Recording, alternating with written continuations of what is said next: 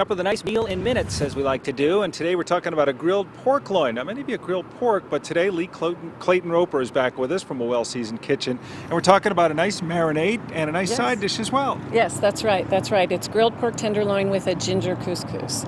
So let's talk about the marinade first. Okay. The pork has actually already been marinating. You can marinate this for as little as 30 minutes or as long as 24 hours. I like to do it for about 12. I think that's a nice balance, but you can do it for less because you actually baste the meat with the marinade while it's cooking. All right, so what goes into that marinade? Okay, in this marinade is soy sauce, sherry, honey, garlic, and ginger. And I just want to talk for a second about ginger and how you store ginger, because I get questions about that a lot.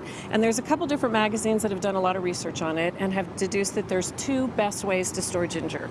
And one is in a Ziploc baggie in your vegetable crisper drawer. Okay, so in the fridge. As that, in the fridge. Okay. The second way to do it, the second best way to do it is to put it in a glass jar with vodka. So really? Soaking in vodka. A glass jar with vodka you just happen to have laying around. The one from your car would be good. Exactly. But what's kind of fun about that is you end up with ginger-infused vodka. So it's got like a double benefit. And vodka-infused ginger too, right? So it works both ways, I'm thinking. Exactly. So while that's marinating, anywhere from half an hour to 24 hours right. Then before you take we grill it out. You take it out, put it on the grill, and as I think I've showed before, you want to take a paper towel that's been soaked with olive oil. Right, so and you just soak rub that it on your grill like this, so it really gets nice and greased up so the pork doesn't stick.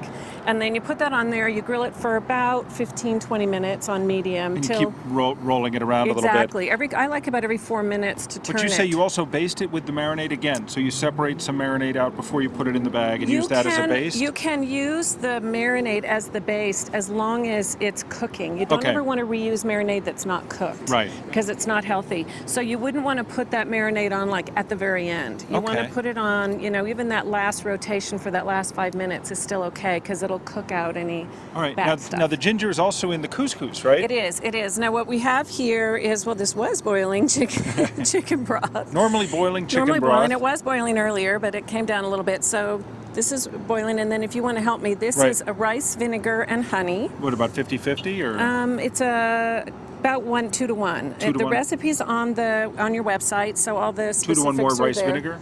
Yes. Okay. Yes. And then this is chopped fresh ginger. Right. And you put that in. And then this is a little pretty finely chopped, yeah. Yes. And then this is some dried mustard. Okay. And you put all that in, stir it up. We're just going to pretend this is still boiling. It's pretty close to boiling. It was boiling earlier. And then once you bring it to boil, this is how easy couscous is to cook.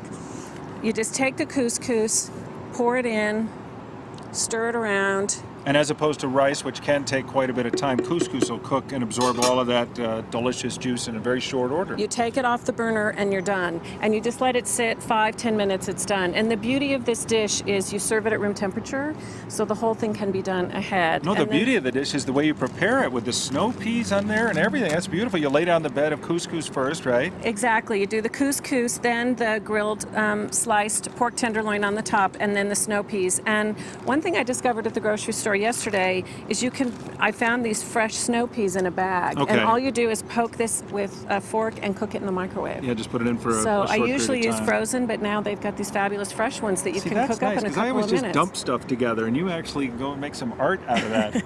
Lee Clayton Roper, thanks as always, and these recipes are on our website as well, or of course you can also get them in her cookbook, A Well-Seasoned Kitchen. Thanks, Lee. We'll see you again soon, I hope. Thanks. All right, a warning for commuters coming up on Daybreak this